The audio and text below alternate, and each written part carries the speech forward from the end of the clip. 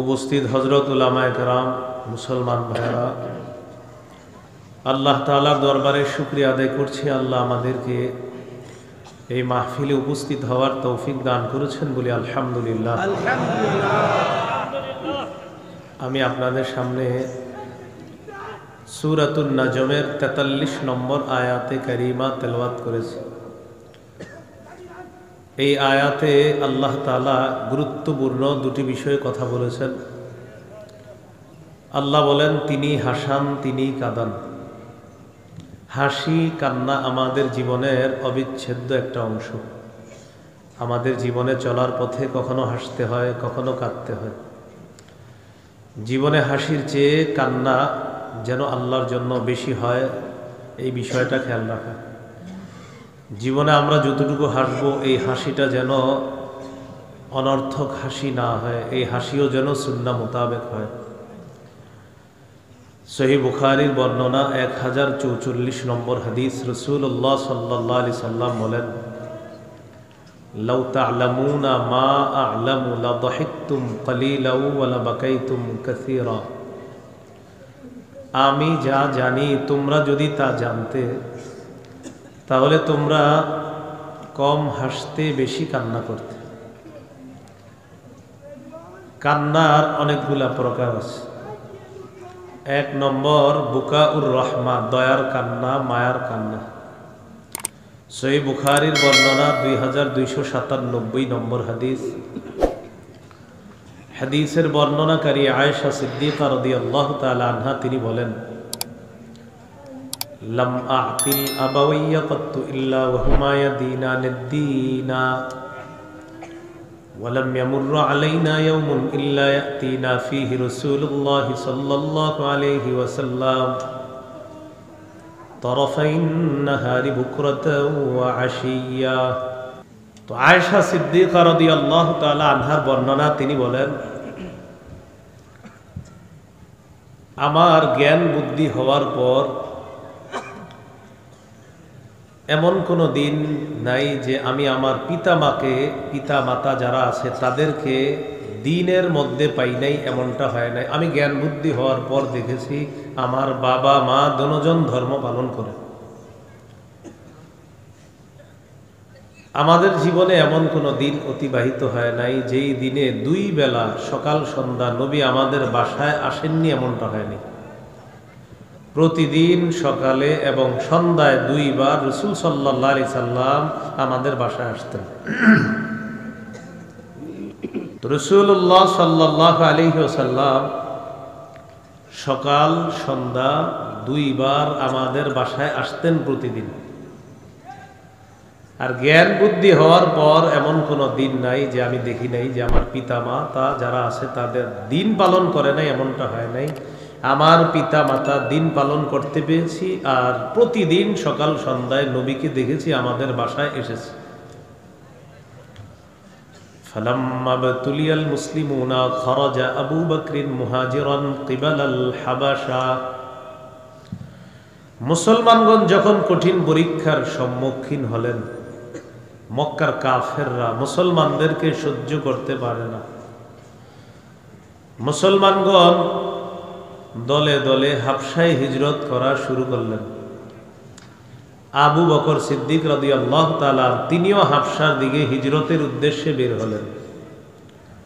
ফালাকিয়াহু ইবনুদ দাগিনা ওয়া হুয়া সাইয়্যিদুল কারা। আবু বকর সিদ্দিক রাদিয়াল্লাহু তাআলা আনহুর সাথে কারা গোত্রের এক নেতা সাক্ষাৎ করলেন। এই নেতার নাম ইবনুদ দাগিনা। একটু মনে রাখবেন, এটা কি নাম? ইবনুদ দাগিনা, এটাই ওনার নাম, ইবনুদ দাগিনা। এই নেতা আবু বকর সিদ্দিক রাদিয়াল্লাহু তাআলা আনহুর সাথে সাক্ষাৎ করলেন। সাক্ষাৎ করার পর আবু বকর সিদ্দিক রাদিয়াল্লাহু তাআলা আনহুকে বললেন, আইনা তুরিদু আনতা ইয়া আবা বকরিন। আবু বকর, আপনি কোথায় যাওয়ার ইচ্ছা করেছেন? আপনি কোথায় যাচ্ছেন? তো আবু বকর সিদ্দিক রাদিয়াল্লাহু তাআলা আনহু জবাব দিলেন, আখরাজানি কওমি ফাউরিদু আন আসিহা ফিল আরদি ফাআবুদা রাব্বি। আমার জাতি আমাকে বের করে দিয়েছে, তাই আমি দেশে দেশে ঘোরার নিয়ত করেছি, দেশে দেশে ঘুরবো আর আমার রবের ইবাদত করব। আপাতত হাবশার দিকে আমি রওনা করলাম। তো আবু বকর সিদ্দিক রাদিয়াল্লাহু তাআলা রওনা করলেন। ইবনু দাগিনা বললেন, না, আপনি হাবশায় যাবেন না, আপনি ভদ্র মানুষ, আপনাকে এক জাতি বের করে দিতে পারে এটা আমার বিশ্বাস হয় না।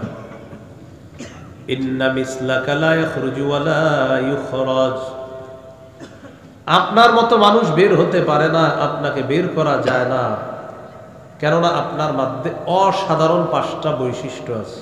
1 নাম্বার, ইন্নাকা তাকসিবুল মা'দুম, আপনি অসহায়কে সহায়তা করেন। 2 নাম্বার, ওয়া তাসিলুর রাহিমা, আপনি রক্তের সম্পর্ক রক্ষা করেন। 3 নাম্বার, ওয়া তাহমিলুল কাল্লা, আপনি বোঝা বহন করেন। 4 নাম্বার, ওয়া তাকরিদ দাইফা, আপনি মেহমানদারি করেন। 5 নাম্বার, ওয়া তুঈনু আলা নওয়াইবিল হক্কি, হকের উপর অটল থাকতে গিয়ে যারা কষ্টের সম্মুখীন হয় তাদের পাশে গিয়ে আপনি দাঁড়ান। এই 5টা অসাধারণ গুণ আপনার নবীরও আছে, আপনারও আছে। আপনি বের হতে পারেন না, আপনাকে বের করা যায় না, চলেন বাড়িতে চলেন। ফারজি ফাবুদ বিবিলাদিকা, বাসায় চলেন, আপনি আপনার রবের ইবাদত করবেন আপনার এলাকায়। ফারতাহালা ইবনু দাগিনা ওয়া রাজা মা আবি বকর সিদ্দিক রাদিয়াল্লাহু তাআলা আন, ইবনু দাগিনা আবু বকর সিদ্দিক রাদিয়াল্লাহু তাআলা আনহুকে নিয়ে চলে আসলেন। এখানে একটা নোট করার মতো বিষয় আছে। ওই জামানার নিয়ম হলো কোন নেতা কাউকে যদি নিরাপত্তা দেয়, আশ্রয় দেয়, এটা অন্যান্য নেতাদেরকে জানাতে হবে।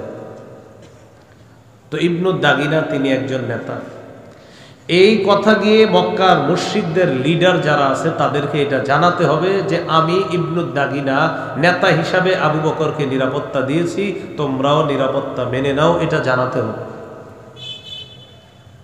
فطاف في أشراف كفار قريش, ইবনু দাগিনা কাফেরদের বড় বড় লিডার যারা আছে, মুশরিকদের লিডারদের সাথে সাক্ষাৎ করলেন।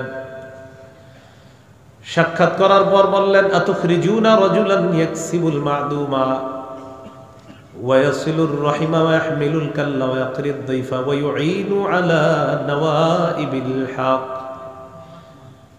এমন একজন মানুষকে তোমরা কিভাবে বের করে দাও যে মানুষটা অন্যকে সহযোগিতা করে, যে মানুষটা রক্তের সম্পর্ক রক্ষা করে, যে মানুষটা মেহমানদারি করে, অন্যের বোঝা বহন করে, সত্যের উপর অটল থাকতে গিয়ে যারা কষ্টে পতিত হয় তাদের সহযোগিতা যেই মানুষটা করে, এই মানুষটাকে কিভাবে বের করে দাও।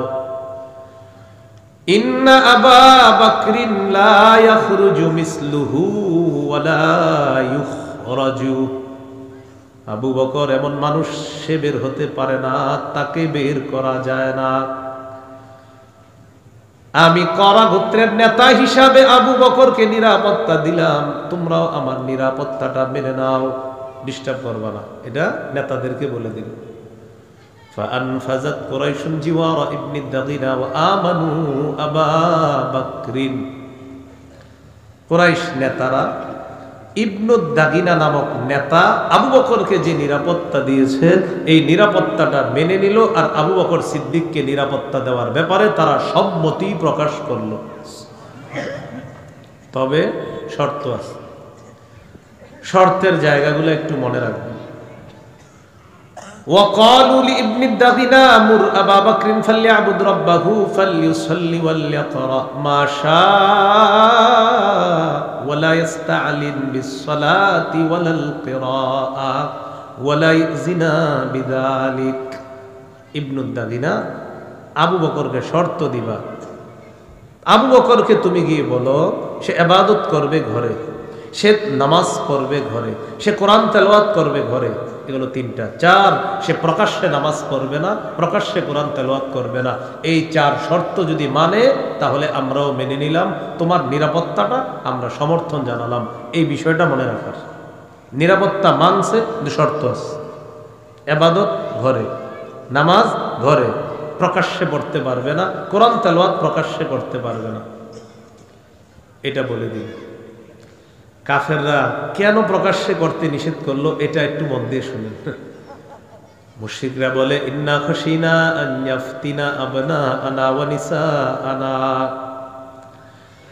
আবু বকর নরম প্রকৃতির মানুষ, আবু বকর যদি প্রকাশ্যে কোরআন তেলাওয়াত করে, প্রকাশ্যে নামাজ পড়ে, আমাদের ভয় হয়। আমাদের স্ত্রীরা, আমাদের কন্যারা, আমাদের সন্তানরা আবু বকর সিদ্দিকের কাছে গিয়ে ভিড় জমাবে আর তারা ইসলামের প্রতি আকৃষ্ট হয়ে যাবে। তো এই জন্য আমাদের টেনশন আছে, তুমি বুইলা দই বলে। তো ইবনুদ দাগিনাটা এটা ইতিহাসের একটা বিখ্যাত নাম। তো এটা একটু নোট করার মতো বিষয়। ইবনুদ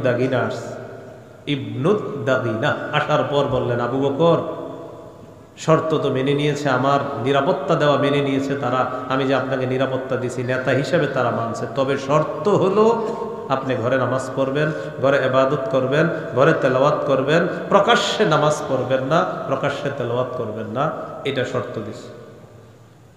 আবু বকর সিদ্দিক তাদের শর্ত মেনে নিলেন। ফাতাফিকা আবু বকর ইয়াবুদু রাব্বাহু ফি দারিহি ওয়ালা ইস্তালিরু বিসসালাতি ওয়ালাল কিরাআতি ফি দারি গায়রিহি। আবু বকর ঘরের মধ্যে ইবাদত করতে লাগলেন, ঘরের বাহিরে নামাজও পড়ে না, কোরআন তেলাওয়াতও করে না। এইভাবে অনেক দিন গেল। সুম্মা বাদা লি আবি বকরিন। এরপর আবু বকরের কাছে মনে হলো আর কতদিন প্রকাশ্যে আমি, আর কতদিন গোপনে ইবাদত করব, আর পারবো না। আমার রবের একত্ববাদ এটা আমি প্রকাশ্যে করব, আমার রবের ইবাদত প্রকাশ্যে করব, আর গোপনে ইবাদত করতে পারবো না, এটা তার মনে হলো আর কি। ফাবতানা মাসজিদান বিফিনাই দারিহি। আবু বকর সিদ্দিক প্রকাশ্যে ইবাদত করার জন্য ঘরের আঙিনায়, বাড়ির আঙিনায় ছোট একটা মসজিদ বানাইলেন। সুবহানাল্লাহ, ছোট্ট একটা মসজিদ।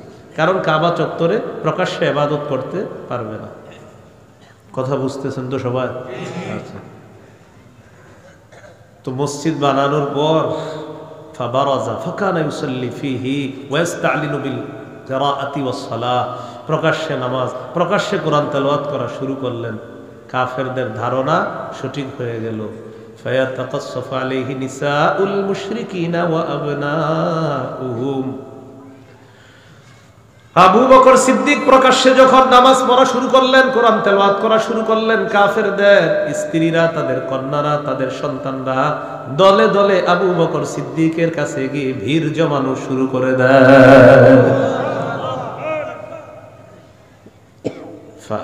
ফাআফজাআ যালিকা কুফার কুরাইশ। কুরাইশদের নেতাদেরকে বিষয়টা ভাবিয়ে তুললো যে এটা কোনো কথা।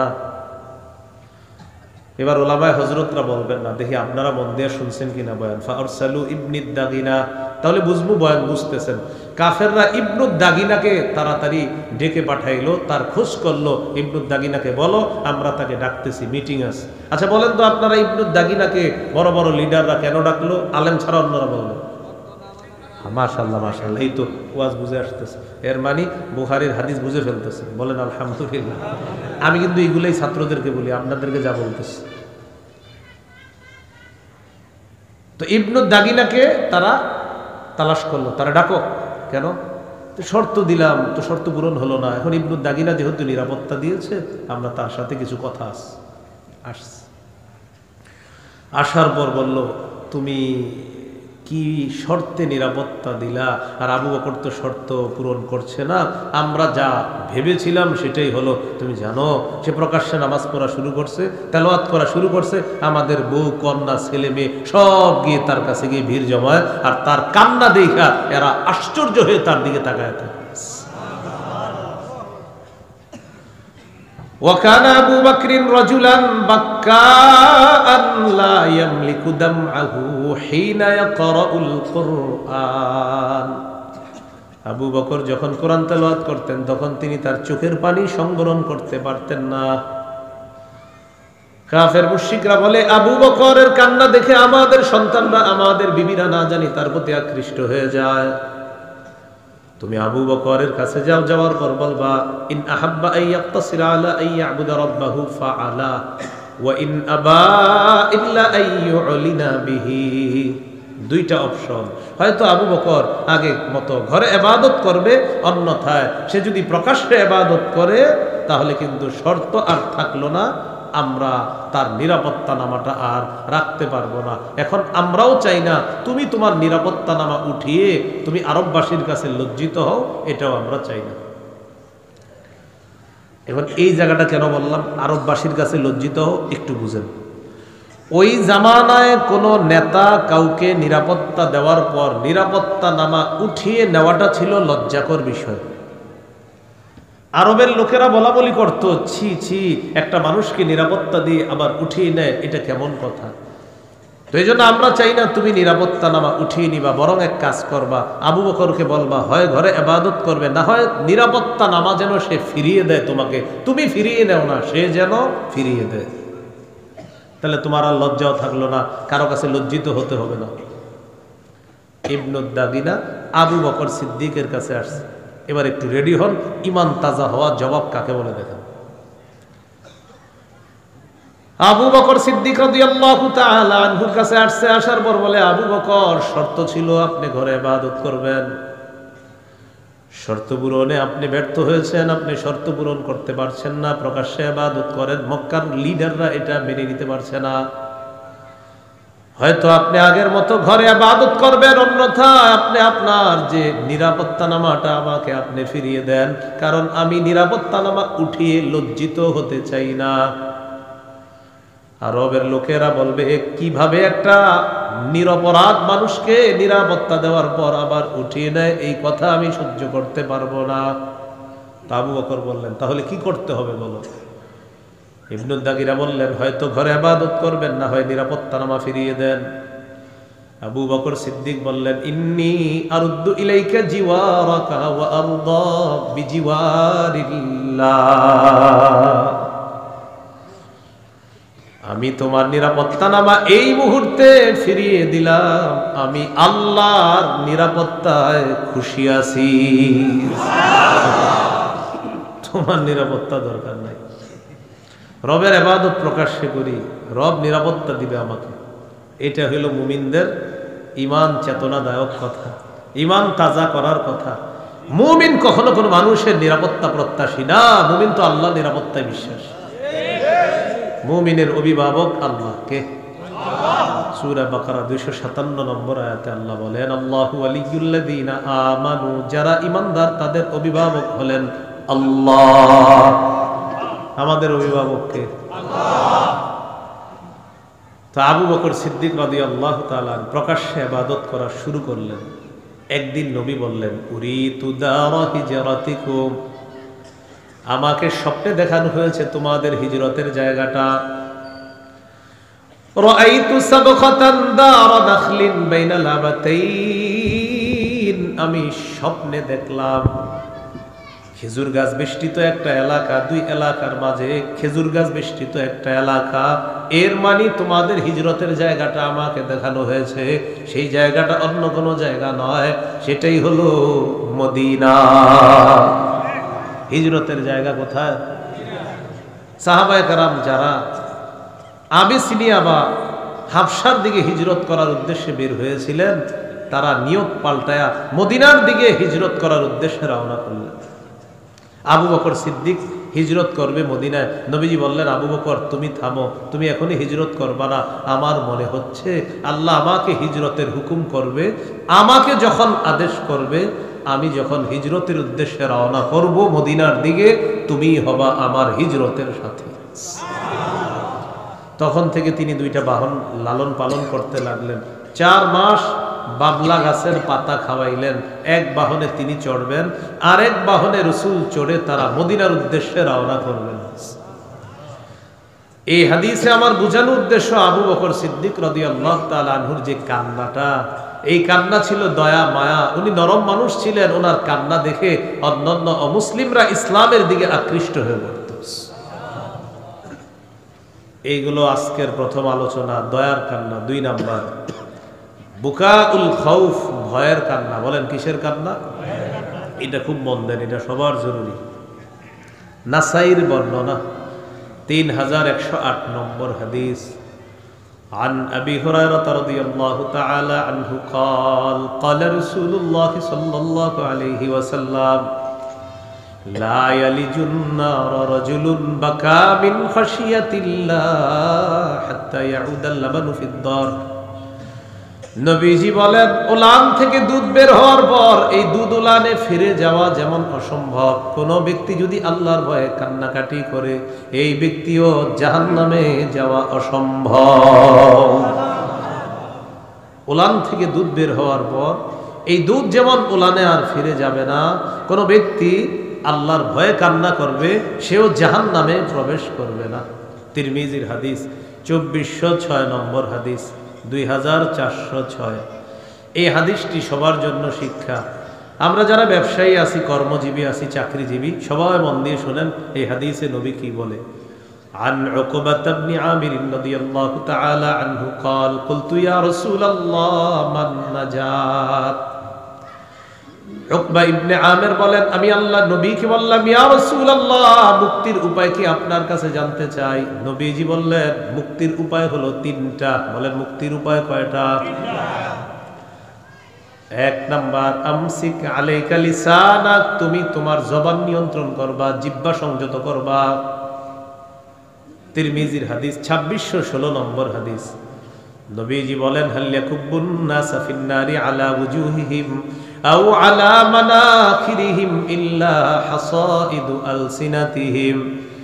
বেশিরভাগ মানুষের মাথাটা নিচের দিকে দিয়ে, পাগুলা উপরের দিকে দিয়ে ধাক্কাইতে ধাক্কাইতে জাহান্নামে নিক্ষেপ করা হবে শুধুমাত্র জিহ্বার অপরাধে। নাউযুবিল্লাহ।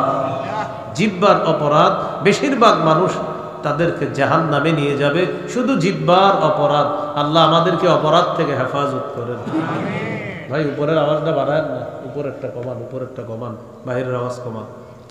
জিহ্বার অপরাধ মানুষকে জাহান্নামে নিবে। এই হাদিস আমার আগেও বুঝে আসছে, আলহামদুলিল্লাহ। গত 3-4 মাস আগে ভালো করে বুঝে আসছে এই হাদিস। জিহ্বা যে মানুষের কত বিপদে ফেলাবে কিয়ামতের মাঠে। দুনিয়াতে জিহ্বার এক কথায় 16 বছর শেষ। কয় কথা?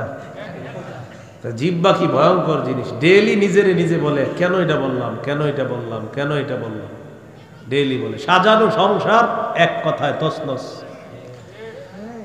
এই ঘটনাটা যখন ঘটছে না, বিশ্বাস করেন এই হাদিস নগদ আমার মাথায় আসছে। চিন্তার সর্বনাশ। জিহ্বা মানুষকে বেশিরভাগ জাহান্নামে নিবে, এটা তো হাদিসে পড়ছি, বুঝেছিও, বিশ্বাসও করছি। দুনিয়াতে যে নগদ নমুনা দেখলাম, দুনিয়াতে যদি জিহ্বা এক মানুষকে এত বিপদে ফেলাইতে পারে, তাহলে কিয়ামতের মাঠে জিহ্বা মানুষকে কত বিপদে ফেলাবে। জিহ্বা মানুষকে বিপদে ফেলায়। قال رسول الله صلى الله عليه وسلم من يضمن لي ما بين لحييه وما بين رجليه اضمن له الجنه।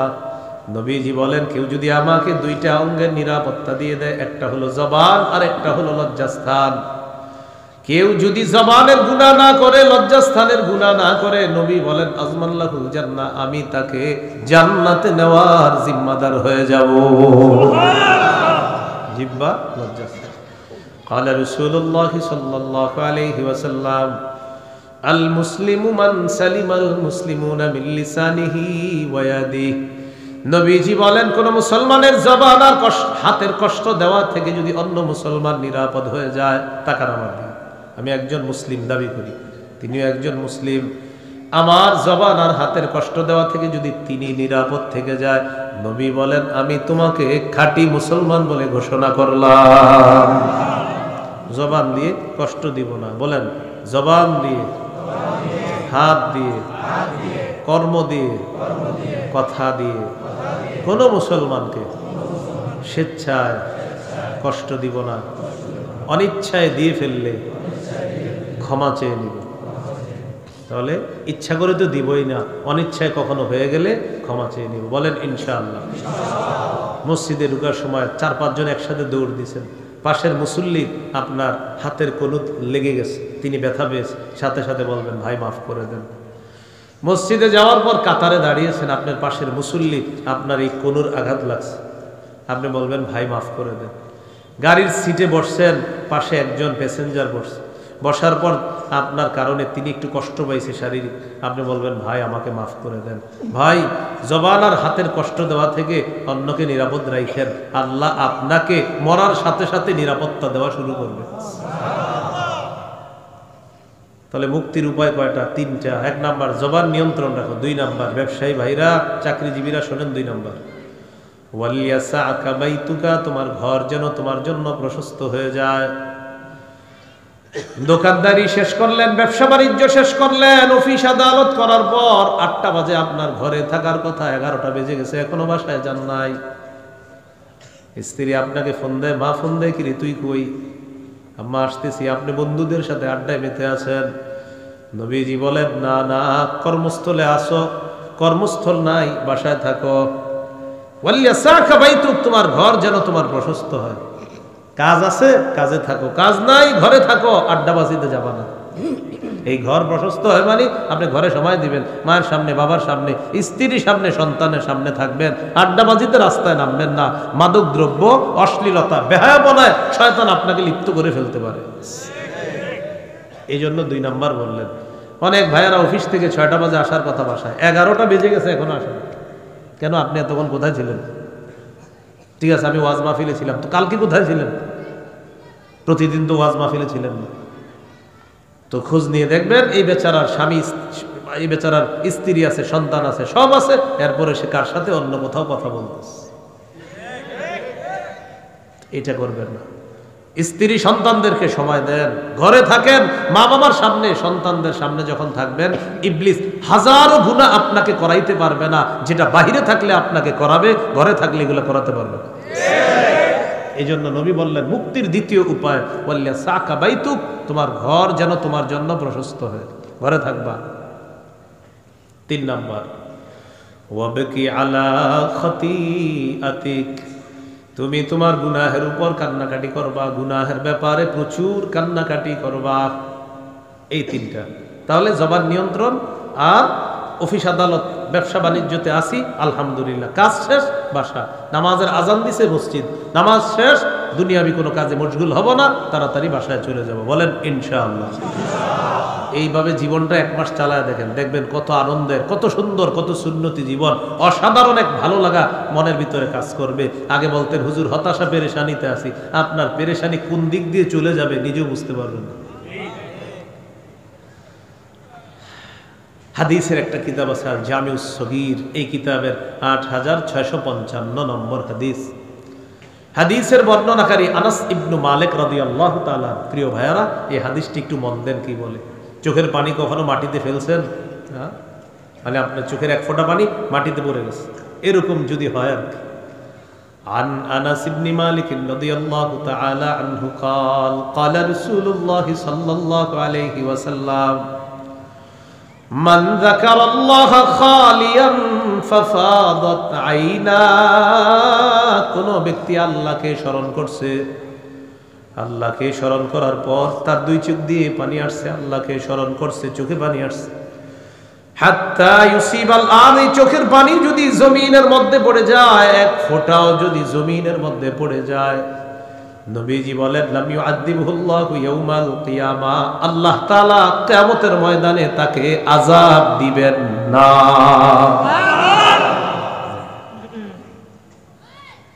একটি হাদিস শোনাই, মন দিয়ে শুনেন। সহিহুত তারগিব 1468 নম্বর হাদিস। এই হাদিসের বর্ণনাকারীর নাম ইবনে উমাইর। ইবনে উমাইর আম্মা জান আয়েশা সিদ্দিকা রাদিয়াল্লাহু তাআলা আনহার ছাত্র। এই ইবনে উমাইর আম্মা জান আয়েশাকে বললেন আখবিরিনা বিআজাবি শাইইন রাআইতিহি মিন রাসূলিল্লাহি সাল্লাল্লাহু আলাইহি ওয়াসাল্লাম। আম্মা জান, আপনার জীবনে তো আপনি অনেক ঘটনা দেখছেন, আশ্চর্যজনক ঘটনা, আমাকে সবচেয়ে আশ্চর্যজনক একটা ঘটনা আমাদেরকে একটু শোনান। এক ছাত্র আম্মাজানকে প্রশ্ন করলেন। আম্মাজান হলেন ওস্তাদা, শিক্ষিকা। ওই ছাত্র আম্মাজানকে প্রশ্ন করলেন। আম্মাজান কিন্তু নারী হলেও আম্মাজান নারীদের মধ্যে শ্রেষ্ঠ হাদিস বর্ণনাকারিনীদের মধ্যে শ্রেষ্ঠ হলেন আম্মাজান আয়েশা সিদ্দিকা রাদিয়াল্লাহু তাআলা। সো আম্মাজানকে বললেন, আম্মাজান একটা ঘটনা শোনান আমাদেরকে, যেটা আশ্চর্য ঘটনা। তিনি চুপ রইলেন। চুপ থাইকে একটু পরে বললেন, হ্যাঁ হ্যাঁ শোনা, একটু শোনো তোমরা, আপনারা প্রস্তুত তো শোনার জন্য? তো তিনি বলেন, লাম্মা কানা লাইলাতুম মিনাল লায়ালি, এক রাতের ঘটনা। নবীজির পালা আমার ঘরে। পালা মানে হলো নবীজির একাধিক স্ত্রী ছিলেন, এক এক রাতে এক এক স্ত্রীর কাছে যাইতেন। আজকে আম্মাজান আয়েশা সিদ্দিকা রাদিয়াল্লাহু তাআলা আনহার ঘরে নবীর পালা। নবীজি আমার কাছে আসলেন, আসার পর আমাকে বললেন, আয়েশা যারিনি আতাআব্বাদিল লাইলাতা লিরাব্বি, আয়েশা আমাকে একটু সুযোগ দাও, আমি আজকে রাতটা আমার রবের ইবাদতে কাটাইতে চাই। সুবহানাল্লাহ। আম্মা জান আয়েশা সিদ্দিকা রাদিয়াল্লাহু তাআলা আনহার কাছে আল্লাহর নবী অনুমতি চাইলেন। এখানে একটা শিক্ষণীয় বিষয়, আমাদের নবী আল্লাহর পরে শ্রেষ্ঠ, কোনো সন্দেহ নাই। আল্লাহর নবী বান্দার হকের প্রতি কতটা গুরুত্ব দিতেন। আম্মা জান আয়েশাকে বললেন, আয়েশা সিদ্দিকা রাদিয়াল্লাহু তাআলা আনহাকে বললেন, আয়েশা আজকে রাতটা তুমি আমার কাছে পাও না, এটা হলো তোমার হক। আমি আজকে রাত ইবাদতে কাটাইতে চাই, তাই তোমার কাছে অনুমতি চাইলাম। নবীজি আম্মা জানকে বলতেছে, তুমি যদি সুযোগ দাও তাহলে ইবাদত করো। আয়েশা সিদ্দিকা রাদিয়াল্লাহু তাআলা আনহা জবাব দিলেন, ওয়াল্লাহি ইন্নী লা উহিব্বু কুরবাকা ওয়া উহিব্বু মা ইয়াসুররুকা ইয়া রাসূলুল্লাহ। ইয়া রাসূলুল্লাহ, আল্লাহর কসম, আপনার সান্নিধ্য আমার যেমন অনেক পছন্দ, তেমনি ভাবে আপনি যা পছন্দ করেন এটাও আমি আয়েশার কাছে সবচেয়ে পছন্দ। আজ রাত ইবাদত করবেন, এটা আপনার পছন্দ তো, বাস আমারও পছন্দ। তো এখন দেখেন কি ঘটনা ঘটলো। রাসূলুল্লাহ সাল্লাল্লাহু আলাইহি সাল্লাম ওযু করলেন। ওযু করার পর নামাজে দাঁড়াইলেন। নামাজে দাঁড়ানোর পর আম্মা জান আয়েশা সিদ্দিকা রাদিয়াল্লাহু তাআলা আনহা বললেন, আমি আল্লাহর নবীর দিকে তাকাইলাম, তাকায় দেখি ফালাম ইয়াজাল ইয়াবকি, নবী কান্না করতেছে।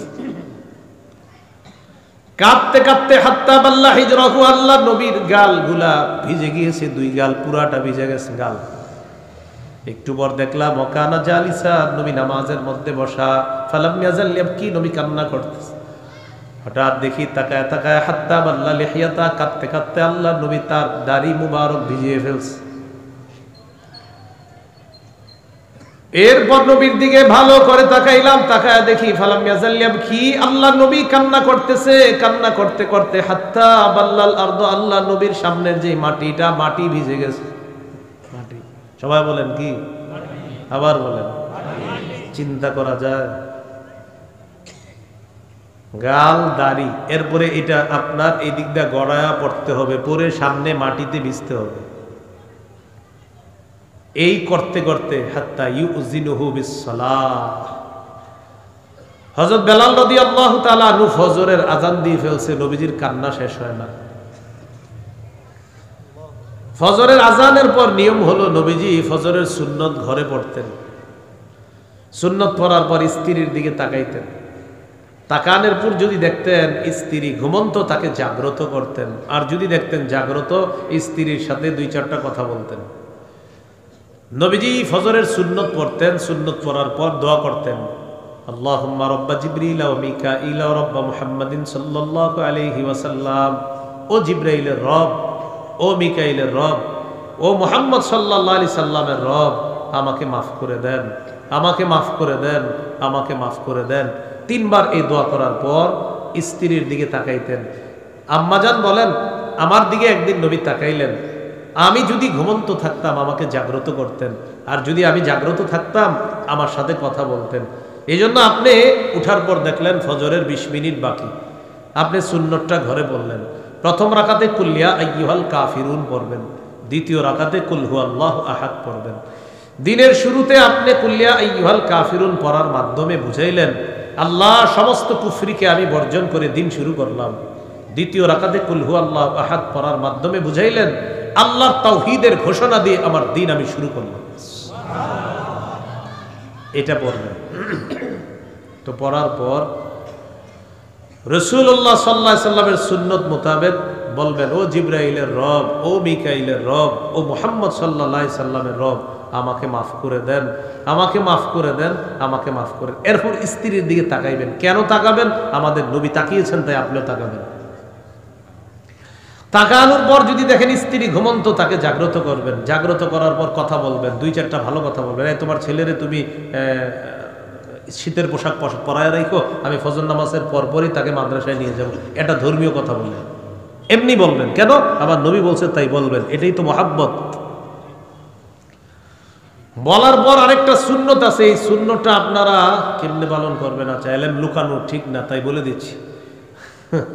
এরপর নবীজি একটু শুইতেন, তা আপনারা শুইলে তো আর উঠবেন না। এটা আমি বলে দিছি এই কারণে, পরে আল্লাহ যদি ধরে ফেলে, তুমি বললা না, পরে যেটা আছে এটা বলতাম। তো নবীজি একটু শুইতেন, তো বাকি আপনাদেরকে আমি পরামর্শ দিব, আপনারা এই সুন্নতটা এইভাবে পালন করবেন। শুয়ে আবার উঠে যাবেন সাথে সাথে, বেশিক্ষণ থাকেন না, মানে দিলেন উঠে গেলেন। কারণ আপনি যদি মোটামুটি যে আস্তাগফিরুল্লাহ আস্তাগফিরুল্লাহ দেখবেন যে 10টা, তা আপনি শুয়ে আবার উঠে যাবেন তাড়াতাড়ি। তো আমাদের নবীজি শুয়ে থাকতেন, হযরত বেলাল আয়েশা ডাকতেন, হুজুর নামাজ দাঁড়াবে। ও আচ্ছা, তখন নবীজি বের হতেন, এরপর গিয়ে ফজরের ইমামতি করতেন। তো এই সুন্নাহটা তারাই পালন করবেন যাদের এই দৃঢ় বিশ্বাস আছে যে না, আমি একটু শুয়ে আবার উঠে গেলে আমার দ্বারা ফরজ নামাজের এই যে জামাতটা আছে, ফরজের জামাত অর্থাৎ ফজর নামক ফরজের এই জামাত, এটা আমার ছুটবে না ইনশাল্লাহ, আমি নিশ্চিত। তো আপনার জন্য এই সুন্নাহটা, আপনি শুয়ে আবার উঠে যাবেন। কিন্তু ভাই, যার এই সমস্যা আছে যে হুজুর আমি যদি এটা পালন করতে যাই তো আমার তো ঘুমাইসা যাবে, আপনি আল্লাহর রাস্তায় আপনি ফজর নামাজ পড়ার জন্য মসজিদে চলে যান। ভাই মনে থাকবে তো কথাটা? হ্যাঁ, আচ্ছা আচ্ছা। তো রাসূল সাল্লাল্লাহু আলাইহি সাল্লাম কাঁদতেছে, হযরত বেলাল আসছে ডাকার জন্য, নিয়ম অনুযায়ী ডাকতে আসছে। ডাকতে আসার পর আল্লাহ নবীর দিকে তাকাইলেন, তাকায় দেখে আল্লাহ নবী কান্না করতেছে। কানতে কানতে আল্লাহ নবীর গালের মধ্যে পানি, দাড়িতে পানি, জামায় পানি, সামনের মাটিতেও পানি।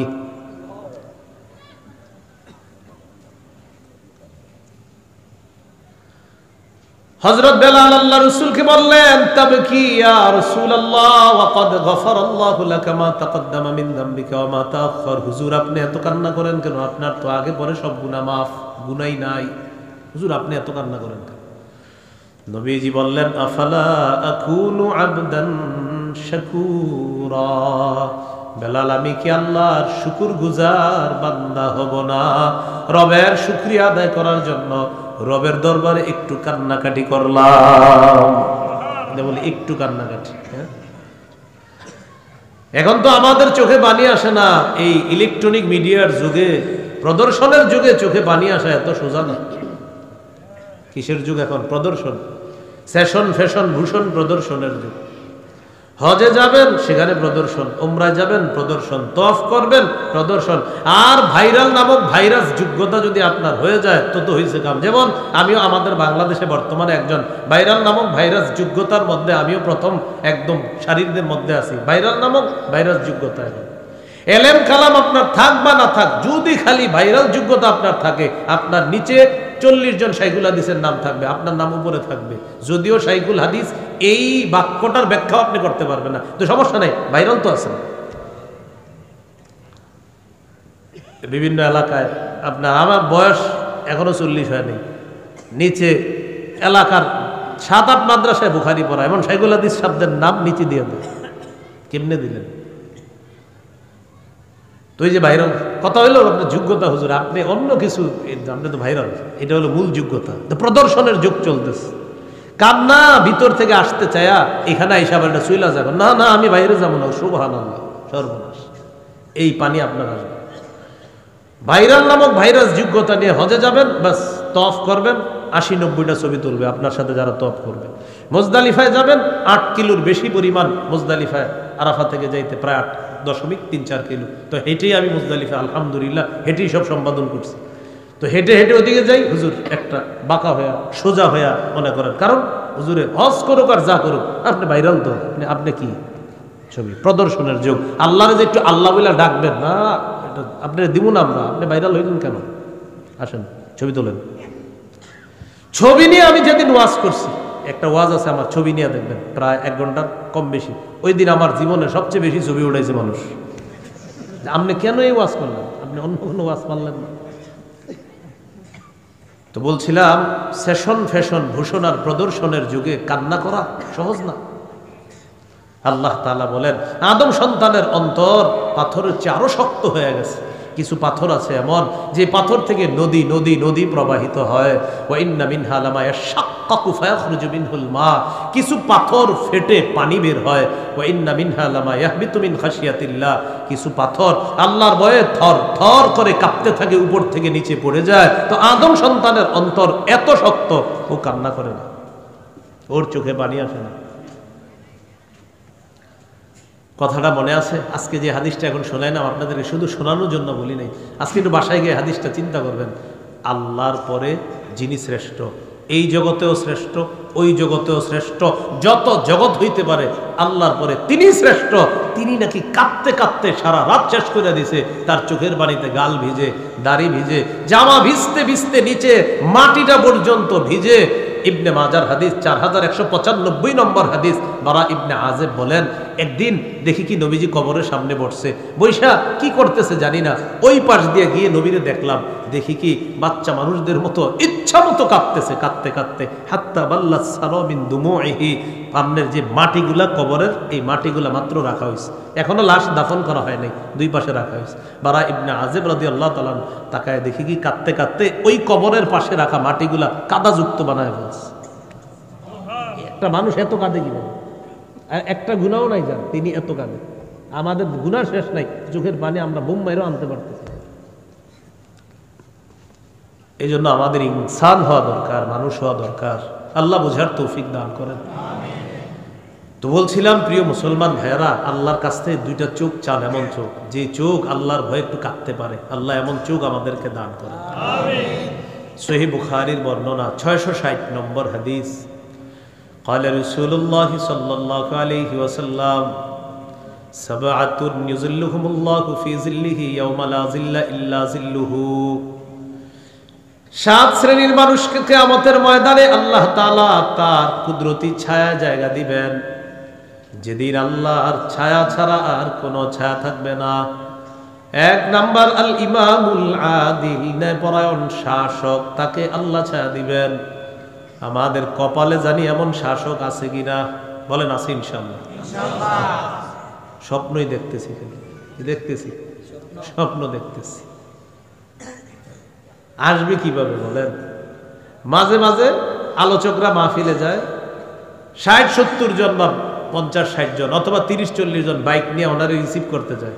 জিজ্ঞাসা করবেন, ভাই সবাই মাগরিব পড়ছেন আপনারা? এই যে এতজন রিসিভ করতে আসছেন, আবেগে মাগরিব পড়ে নাই অনেকে, আমি বলি নাই সব, অনেকে পড়ছে অনেকে পড়ে নাই, আবেগে। হুজুর আজকে তো হুজুর আনতে গেছি, তো আজকে মাগরিব,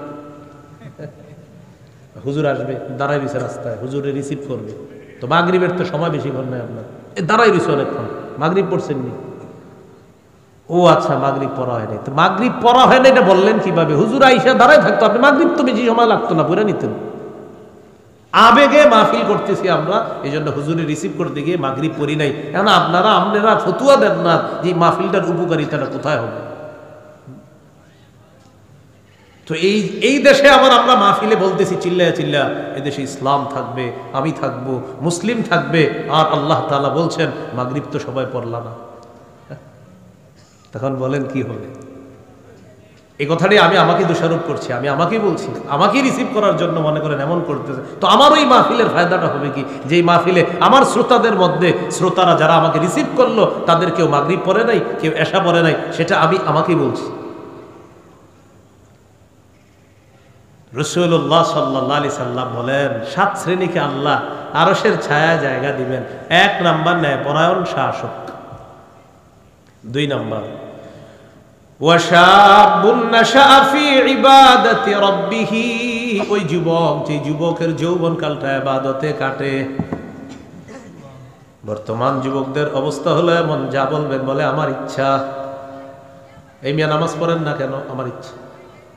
ভাই চুল এত বড় কেন? আমার ইচ্ছা। এতক্ষণ মোবাইল চালান কেন? আমার ইচ্ছা। ভাই সিনেমা হলে কেন যাচ্ছেন? আমার ইচ্ছা। ভাই অশ্লীল সিনেমা দেখছেন কেন? আমার ইচ্ছা, আমার টাকা, আপনার কি? ওই মুহূর্তে যদি যে হাত দিয়ে অশ্লীল জিনিসটা ধরে রাখলেন, আল্লাহ যদি হাতটা আপনার প্যারালাইজড করে দেয়, কি করবেন? আল্লাহ যদি বলে তোর ইচ্ছা, হাত তো আমি দিছি, তোর ইচ্ছা হয় কিভাবে?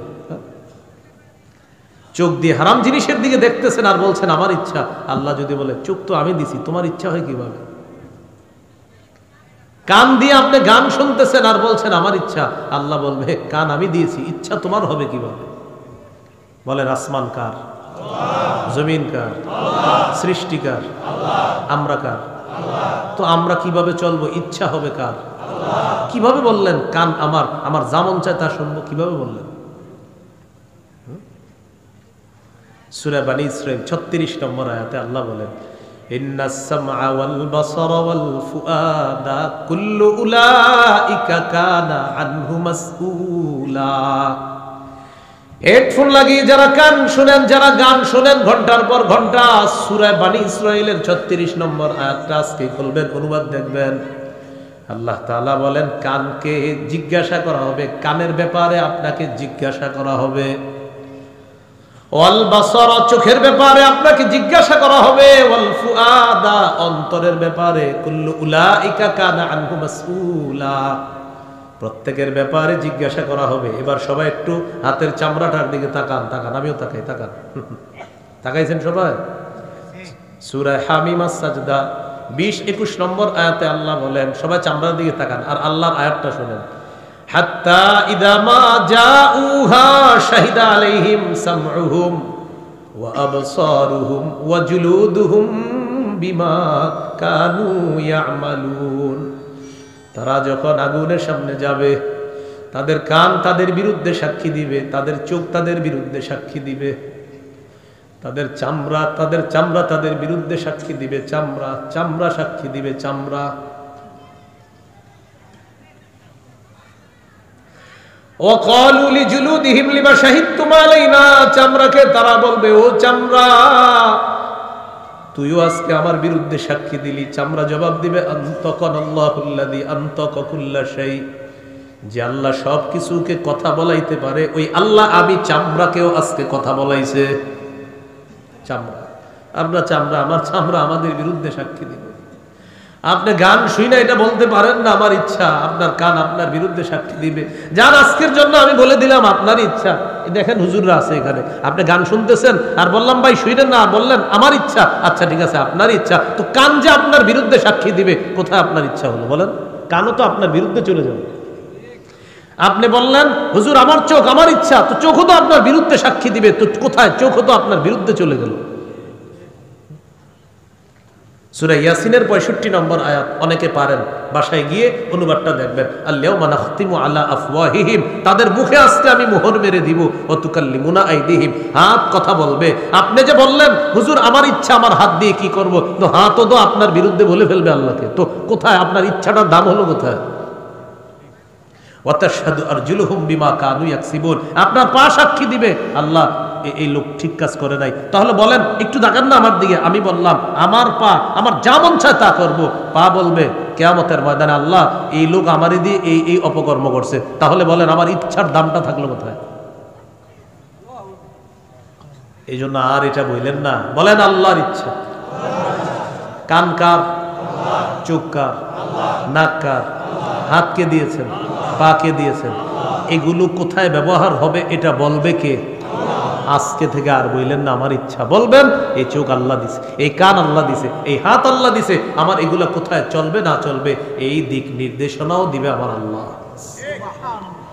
এটাই বলছিলাম, শাবুন নাশাআ ফি ইবাদাতি রাব্বিহি, যে যুবকের যৌবনকাল ইবাদতের মধ্যে কাটে, এই যুবক কিয়ামতের ময়দানে আল্লাহ তাআলা তার ছায়া তলে জায়গা দিয়ে দিবেন। 3 নাম্বার, ওয়ারাজুলুন কলবুহু মুআল্লাকুন ফিল মাসাজিদ, এমন ব্যক্তি যেই ব্যক্তির অন্তরটা মসজিদের সাথে লেগে আছে। ফজরের নামাজ পড়ার পর অন্তর মসজিদের সাথে লেগে আছে। কখন? জোহরের নামাজ পড়বে, জোহর পড়ার পর অন্তর মসজিদের সাথে লেগে আছে। কখন? আসর পড়বে, আসর পড়ার পর বাজারে যায় ব্যাগটা নিয়ে, যখন বাজার থেকে রওনা করে আসার সময় কানটা খাড়া রাখে মাগরিবের আজান কখন হবে। মাগরিবের আজান হওয়ার পর লোকটা ওযুখানায় বাজারের ব্যাগটা রাখে, রাখার পর আল্লাহর বিধান মাগরিবের নামাজ আদায় করে। মাগরিব পড়ার পর অন্তর মসজিদের সাথে লেগে থাকে, কখন এশা পড়বে। এশার নামাজ পড়ার পর যখন বিছানা যায়, ঘড়ির অ্যালার্ম দেয়, মোবাইলের অ্যালার্ম দেয়, আবার বিবিকে বলে রাখে সাবধান আমার যা হবার হবে, ফজরের আগে ডাকতে কিন্তু ভুল করবা না। ফজরের সময় ডাইকা দেয়, মুয়াজ্জিন আজান দিয়ে দেয়, ওই লোক মসজিদের দিকে রওনা করে। এই যে অন্তর মসজিদের সাথে লেগে আছে, আপনাদের এই পাড়া গ্রামের মানুষ তাকে চিনুক বা না চিনুক, আল্লাহ তাকে কিয়ামতের মাঠে তার ছায়া জায়গা দিয়ে দেবে। 4 নম্বর, ওয়ারজুলানি তাহাব্বা ফিল্লাহ ইজতামা আলাইহি ওয়া তাফাররাকা আলাইহি। দুই ব্যক্তি একজন আরেকজনকে আল্লাহর জন্য ভালোবাসে, আল্লাহর জন্য একত্রিত হয়, আল্লাহর জন্য পৃথক হয়, এই দুই ব্যক্তিকেও আল্লাহ তাআলা আরশের ছায়া জায়গা দিয়ে দিবেন। 5 নম্বর, ওয়ারজুলুন তলাবাতহু ইমরাআতুন যাতু মানসিবিন ওয়া জামালিন ফাকালা ইন্নী আখাফুল্লাহ। এমন ব্যক্তি যাকে সুন্দরী বংশীয় একজন সম্ভ্রান্ত নারী খারাপ কাজে আহ্বান করছে, সে বলছে আমি আল্লাহকে ভয় করি, তাকেও আল্লাহ তার কুদরতি ছায়া জায়গা দিয়ে দেবেন। 6 নম্বর, এটা বলার জন্যই লম্বা হাদিস বললাম, ওয়ারজুলুন যাকারাল্লাহা খালিয়ান ফাফাদাত আইনাহ। এটা একটু বুঝেন। এমন ব্যক্তি, যেই ব্যক্তি নির্জনে আল্লাহকে স্মরণ করে আর তার 2 চোখ দিয়ে পানি পড়ে। আজকে রাতে 3টা-4টার দিকে উঠবেন, ওঠার পর তাকায় দেখবেন আপনার বিবি ঘুমায়, আপনার সন্তান ঘুমায়, আশেপাশের পাড়া গ্রামের মানুষগুলা ঘুমায়, আপনি একা একা নির্জনে বসে আছেন আর স্মরণ করতেছেন, আল্লাহ আমার গুনাহ যদি আমার বিবি জানে, আমাকে স্বামী বলে পরিচয় দিবে না। একা একা চিন্তা করতেছেন, আল্লাহ আমার গুনাহ আমার মা বাবা জানলে সন্তান বলে পরিচয় দিবেন। আল্লাহ এই 2টা হাত দিছেন, কত মায়া করে আমি কত হারাম জিনিস স্পর্শ করলাম, কত মায়া করে 2টা কান দিলেন, আমি কত হারাম গান শুনলাম। এগুলা একা একা মনে করবেন, দেখবেন দিল নরম হবে, চোখে পানি আসবে। আল্লাহর ভয়ে যদি এই পানিটা আসে, কিয়ামতের মাঠে আল্লাহ তার ছায়া জায়গা দিয়ে দিবেন।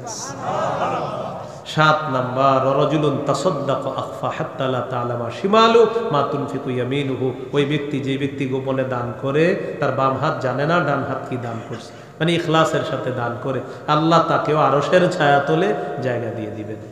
এই হলো আল্লাহর ভয়ে কান্নাকাটি করা, আল্লাহর স্মরণে কান্নাকাটি করা। করব তো ইনশাআল্লাহ। আল্লাহ তৌফিক দান করেন। একটা গেল দয়ার কান্না, আর একটা গেল ভয়ের কান্না।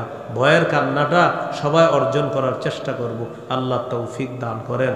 সুবহানাল্লাহি ওয়া বিহামদিহি, সুবহানাকাল্লাহুম্মা ওয়া বিহামদিক, আশহাদু আল্লা ইলাহা ইল্লা আনতা, আস্তাগফিরুকা ওয়া আতুবু ইলাইক। আজকের যে আলোচনাটা কান্না সম্পর্কে, আমার সংকলন মিম্বরের আমানতকারীতে আছে, যদি কারো লাগে আপনারা প্রথম খণ্ডের শেষ আলোচনাটা কান্না সম্পর্কে আলোচনা, আর লম্বা আলোচনা আছে, ওখানে যাদের লাগবে নিয়ে নেবেন।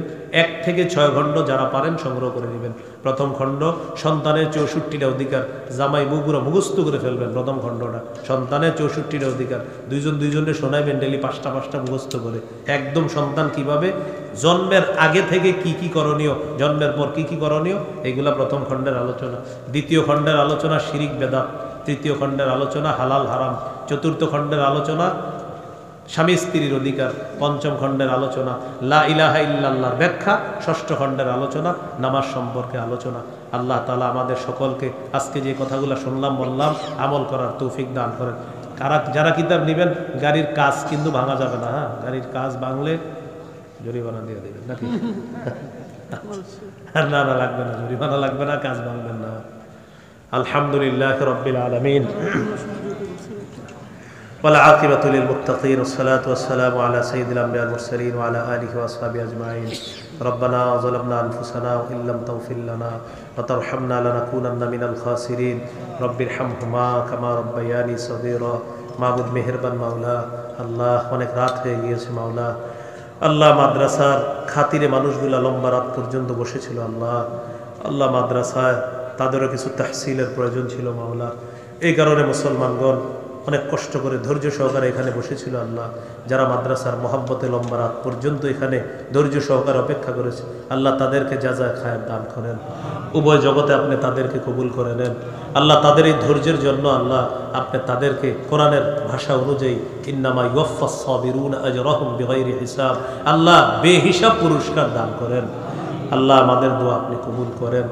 আল্লাহ আমার আগে যারা আলোচনা করেছে তারা আমার চেয়ে দামি মানুষ, তারা আমার উপরে মানুষ। আল্লাহ আমি সবার নিচে সবার পিছে মাওলা, কোনো সন্দেহ নাই মাওলা। আল্লাহ আমাদের এই জায়গায় আমরা যারা হাত তুলছি মাওলা, কার কোন ধরনের গুনাহ আছে আপনি জানেন। আল্লাহ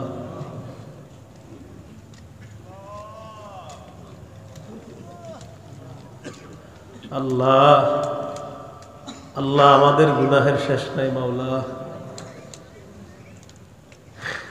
আপনি আমাদেরকে হাত পা চোখগুলা দিয়েছেন আল্লাহ, আপনার আলো বাতাস গ্রহণ করি আমরা। আল্লাহ আবার আপনার নাফরমানি করি।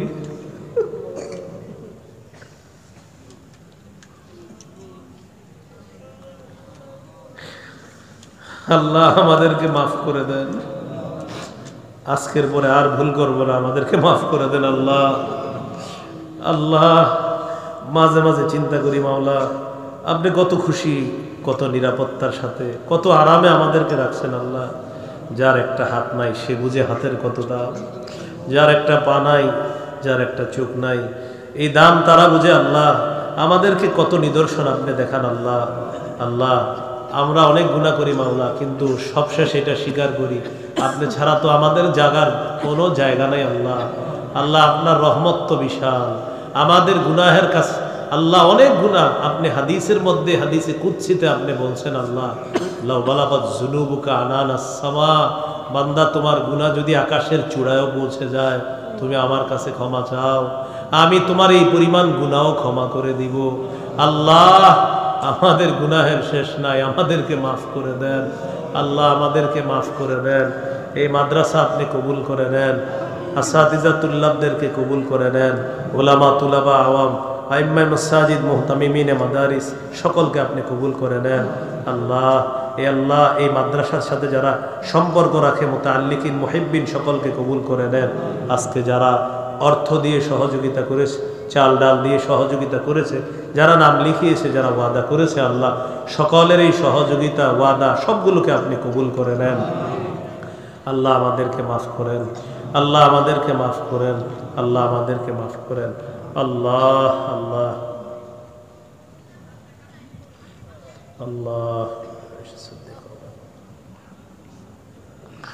আবু বকর, ওমর, ওসমান, আলী, ইবনে মাসউদ রাদিয়াল্লাহু তাআলা আল্লাহ, ইবনে আব্বাস রাদিয়াল্লাহু তাআলা।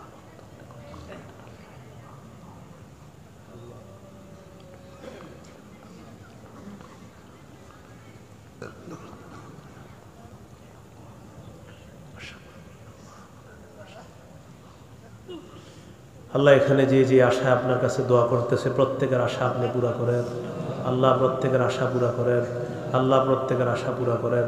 আজকে যে ছাত্রগুলো হাফেজে কোরআন হয়েছে মাওলা আল্লাহ, এই প্রত্যেকটা ছাত্রকে আপনি আব্দুল্লাহ ইবনে আব্বাস, আব্দুল্লাহ ইবনে মাসউদ রাদিয়াল্লাহু তাআলা আনহু আল্লাহ তাদের মতো যুগশ্রেষ্ঠ মুহাদ্দিস মুফাসসির বানায়া দেন আল্লাহ। আমাদের দোয়া আপনি কবুল করেন আল্লাহ, আমাদের দোয়া আপনি কবুল করেন আল্লাহ। আপনার কাছে আমার বিশেষ একটা আবদার, আমি আজকে যাদের সামনে বসছি, যারা আমার সামনে বসেছে আল্লাহ, সবার সাথে আবার জান্নাতে দেখা করায়া দিয়ে আল্লাহ, এই আরজিটা আপনি কবুল করে নেন আল্লাহ, এই আরজিটা আপনি কবুল করে নেন। এই মুহূর্তে অনেক ওলামায়ে কেরাম দেশের বিভিন্ন প্রান্তে আছে আল্লাহ, সকলকে নিরাপদে নির্বিঘ্নে আপন গন্তব্যে পৌঁছায়া দিয়েন আল্লাহ। আমিও এখন রওনা করব বাসার উদ্দেশ্যে, সহি সালেমে নিরাপদে আমাকে আমাদের সকলকে নিরাপদে আপন গন্তব্যে পৌঁছায়া দিয়েন আল্লাহ। আমাদেরকে মাফ করেন আল্লাহ, মাফ করেন আল্লাহ, মাফ করেন আল্লাহ, মাফ করে দেন। ঈমান ইসলাম তাওহীদের উপর অটল রাখেন, কুফর শিরিক বেদাত থেকে হেফাজত করেন। রব্বানা তাকাব্বাল মিন্না ইন্নাকা আনতাস সামিউল আলিম ওয়া তুব আলাইনা ইন্নাকা আনতাত তাওয়াবুর রহিম।